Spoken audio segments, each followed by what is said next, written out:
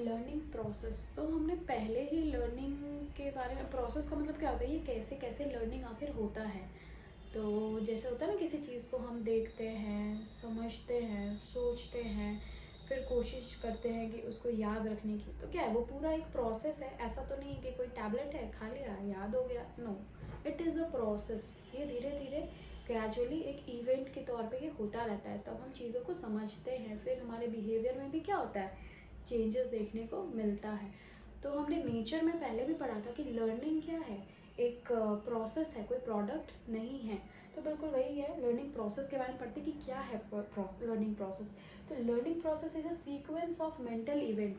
तो ये क्या है, एक सीक्वेंस है, एक सिस्टमेटिक वे में क्या चलता है, एक मेंटल इवेंट चलता रहता है। लाइक हमारे दिमाग में ना कुछ एक इवेंट जैसा चलता रहता है, और उससे उससे क्या होता है, leading to change in the learner. इससे क्या होता है, हम क्या देखेंगे, लर्नर जो है जब कोई चीज़ सीख जाता है तो धीरे धीरे उसमें हमें चेंजेस दिखने को मिलती है। अब जैसे कि फॉर एग्जांपल, आपको इंग्लिश बोलनी अगर नहीं आती है, आपको कोई 6 महीने से लगातार क्लास दे रहा है, तो धीरे धीरे आप में कहीं ना कहीं इम्प्रूवमेंट तो होगा ना इंग्लिश में। क्योंकि अब आपने लर्निंग सीखा, इंग्लिश लर्न किया है, कर रहे हो, इंग्लिश स्पोकन सीख रहे हो, तो कहीं ना कहीं आपके बिहेवियर में चेंज तो दिखेगा। तो वही चीज़ है, लर्निंग हमारे क्या हुआ, बिहेवियर लर्निंग से क्या हुआ, हमारे बिहेवियर में भी चेंज दिखने लगेगा। तभी क्या हुआ, हम लर्न कर रहे हैं तभी तो चेंज दिख रहा है, नहीं करते तो नहीं दिखता। अगर मैं नहीं सीख पाती इंग्लिश तो मैं इंग्लिश नहीं बोल पाती, लेकिन अगर कोई मैं सीख रही हूँ तो धीरे धीरे चेंजेस तो मिलेगा। मेरे पास अच्छे वोकैब्स होंगे, मैं अच्छे से फ्लुएंटली बोल पाऊंगी, पहले मैं रुक रुक के बोलती थी, है ना। तो एक एग्जाम्पल था लर्निंग प्रोसेस को समझाने के लिए। फिर नेक्स्ट है हमारा कि ये किन स्टेप्स में होता है। तो मेजरली 3 स्टेप्स में होता है, लेकिन उसके अलावे भी कुछ ऐसे स्टेप्स होते हैं। पहला है मोटिव और ड्राइव। तो मोटिव क्या है, किसी भी चीज़ को जब हम करते हैं तो एक मोटिव होना चाहिए, जो कि मोटिव क्या करता है, एक अर्ज होता है जो कि हमें किसी चीज़ को करने के लिए पुश करे। अब जैसे कि मुझे एग्जाम में पास करना है तो मैं ये सोशियोलॉजी साइकोलॉजी में पढ़ूंगी, नहीं करना है, मेरा मोटिव ही नहीं है पास करना, तो मैं नहीं पढ़ूंगी। तो that is what is learning process में भी यही अप्लाई होता है कि आपके माइंड में होना चाहिए, माइंडसेट होना चाहिए, आप रेडी होने चाहिए उस चीज़ को पढ़ने के लिए। और क्या, अट्रैक्टिव गोल होना चाहिए। अब आप जो भी पढ़ने चाह रहे हैं वो आपके लिए अट्रैक्टिव होना चाहिए। अब अगर कोई बोरिंग चीज़ होगी, ऑब्वियस सी बात है, लोग अक्सर जो है हिस्ट्री में फेल हो जाते हैं। क्यों? क्योंकि वो बहुत बोरिंग होती है, बहुत लोग उसे बोरिंग फाइंड करते हैं, इंटरेस्ट नहीं जगा पाते तो नहीं पढ़ते हैं। तो गोल जो है अट्रैक्टिव होना चाहिए, मोटिवेशन तो होना ही चाहिए, प्लस अट्रैक्टिव गोल होना चाहिए। फिर क्या है, a block to attainment of goal. अब क्या है कि अब जब आप कोई चीज़ को लर्न करना चाह रहे हो तो अब रास्ते में आपको बहुत सारी रुकावटें मिलेगी, यानी ऑब्स्ट्रक्शन मिलेगा। अब जैसे कि आप इंग्लिश सीखना चाह रहे हो, अब पता चल रहा है कि ग्रामर के इतने सारे रूल्स हैं तो आप फॉलो नहीं कर पा रहे हो, है ना। तो अब उसको फॉलो करने के लिए आप क्या करोगे, जो भी रास्ते में रुकावटें आएंगी उसको आप क्या करोगे, उससे बचने के लिए आप कोई नया तरीका आजमाओगे, है ना। तो नया तरीका आजमाओगे और कुछ दूसरा, क्योंकि आप सीखना चाहते हो तो आप कोई दूसरा तरीका आजमाओगे कि भाई सीखना तो मुझे है, अब कोई दूसरा रास्ता बताओ अब क्या करें। तो जब आप कोई चीज़ सीखना चाहते हो तो उस प्रोसेस में क्या होगा, आपको ऑब्स्टेकल्स आएंगे, लेकिन आप क्या करोगे, गोल को अचीव करने के लिए अपना भी कुछ उसमें इनपुट डालोगे और कुछ दूसरा मेथड भी अपनाओगे। ये नहीं कि बस सीधा सीधा सीधा सीधा जाना है, थोड़ा ऑब्स्टेकल भी फेस करना पड़ेगा। फिर एक होता है रेनफोर्समेंट। तो रेनफोर्समेंट क्या है, जब हम कोई भी चीज़ करते हैं और वो चीज़ में हम सक्सेसफुल हो जाते हैं तो हमें लगता है ना कि हाँ ये चीज़ हमने कर दिया, अब हम इसको और भी कर सकते हैं। तो हम क्या करेंगे, और भी ज़्यादा कोशिश करते हैं उस चीज़ को दोबारा करने की कोशिश करते हैं। जैसे हमने एक मैथ्स का प्रॉब्लम सॉल्व किया, सॉल्व हो गया, तो लगा वाह ऐसा प्रॉब्लम और भी आएगा तो मैं सॉल्व कर लूँगी, है ना। तो मैं क्या करूँ, और प्रॉब्लम दो, मैं सॉल्व कर सकती हूँ। तो एक पॉजिटिव रिस्पॉन्स आता है, जिसकी वजह से क्या होता है, आपको बार बार मन करता है कि हाँ अब इस चीज़ को हम रिपीट कर सकते हैं। अब अगर कोई मैथ्स प्रॉब्लम हो आपसे सॉल्व ही ना हो तो आप कहीं ना कहीं डिमोटिवेट, आप बोलोगे ये मेरे से नहीं हो पाएगा, मैथ्स मेरे बस की चीज़ नहीं है, मैथ्स को हटा दो, है ना। तो हम लोग ऐसा ऐसा हमारा नेचर है, मतलब बोलते हैं। फिर सेकेंड इंटीग्रेशन। इंटीग्रेशन क्या है, इंटीग्रेशन का मतलब होता है छोटे छोटे चीज़ को जब हम जो एक साथ जोड़ते हैं तो वही क्या होता है, इंटीग्रेशन। तो हमारे जो भी पॉजिटिव रिस्पॉन्स है उसको जब हम जोड़ कर देखते हैं तो एज अ होल क्या होता है, वही क्या है, इंटीग्रेशन है। पूरा को जोड़ते हैं तो ये पूरा प्रोसेस जो है हमारा कंप्लीट होता है, ठीक है।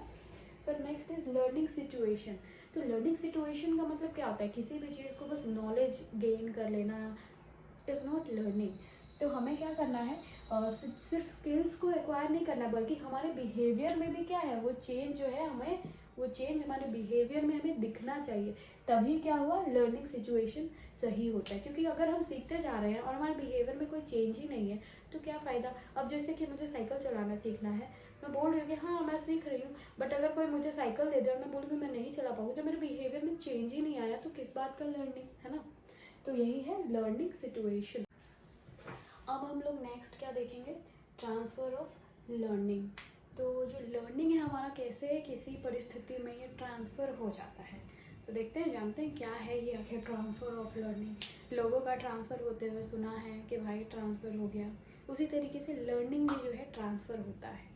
तो कैसे होता है, इसकी परिभाषा की अगर बात करें तो it refers to transfer of knowledge, training and habits acquired in one situation to another. तो इसका मतलब यही होता है कि किसी एक परिस्थिति से दूसरी परिस्थिति में क्या होता है, हमारा जो ज्ञान है, नॉलेज है, जो भी हमें आता है, वो क्या होता है, एक परिस्थिति से दूसरी परिस्थिति में ट्रांसफ़र होता है। अब जैसे कि आपने बचपन में सीखा मैथ्स 1 2 3 4, फिर जब आप बड़े हो गए उसी मैथ्स को से आप क्या करने लगे, आप फिज़िक्स के न्यूमेरिकल सॉल्व करने लग गए। तो लर्निंग ट्रांसफ़र हुआ ना, एक टाइम से दूसरे जगह पे, एक सिचुएशन से दूसरे सिचुएशन। उस टाइम पे सिर्फ मैथ्स था, लेकिन अब आप क्या कर रहे हो, उस मैथ्स के हेल्प से आप न्यूमेरिकल सॉल्व कर रहे हो फिज़िक्स के। तो that is transfer of learning. तो अब ये जो ट्रांसफ़र ऑफ लर्निंग है, जो एक परिस्थिति से दूसरी परिस्थिति में ये ट्रांसफ़र हो रहा है, तो ये कितने प्रकार के हैं, 3 प्रकार के। तो फर्स्ट इज़ पॉजिटिव ट्रांसफ़र, तो पॉजिटिव, दूसरा है नेगेटिव और तीसरा है ज़ीरो ट्रांसफ़र। तो बात करते हैं पॉजिटिव ट्रांसफ़र के बारे में। पॉजिटिव ट्रांसफ़र क्या है, तो जब भी कोई चीज़ से हमें अगर बेनिफिट होता है, लाइक अगर हमने पहले कोई चीज़ सीखी है और आज अगर उस चीज़ से मुझे बेनिफिट हो रहा है, तो दैट इज़ पॉजिटिव ट्रांसफ़र। अब जैसे कि अगर कोई टेनिस खेलता है और आज अगर उसको बैडमिंटन खेलने को बोला जाए, तो उसके लिए आसान होगा, क्योंकि जब वो टेनिस खेल सकता है तो वो बैडमिंटन भी खेल सकता है। कहीं ना कहीं उसके लिए क्या है, ये पॉजिटिव ट्रांसफ़र वाली बात है, उससे ये फ़ायदा है इसको कि ये बैडमिंटन खेल सकता है, उसके लिए उतनी प्रॉब्लमेटिक नहीं है, कुछ नया नहीं है उसके लिए, है ना। तो जैसे कि मैंने पहले भी एग्जांपल दिया कि मैथ्स का प्रॉब्लम पहले सॉल्व करते थे, अब आज धीरे धीरे मैथ्स सीखते सीखते पता चला आज हम लोग फिजिक्स के न्यूमेरिकल सॉल्व कर रहे हैं। तो ये क्या है, पॉजिटिव ट्रांसफ़र है।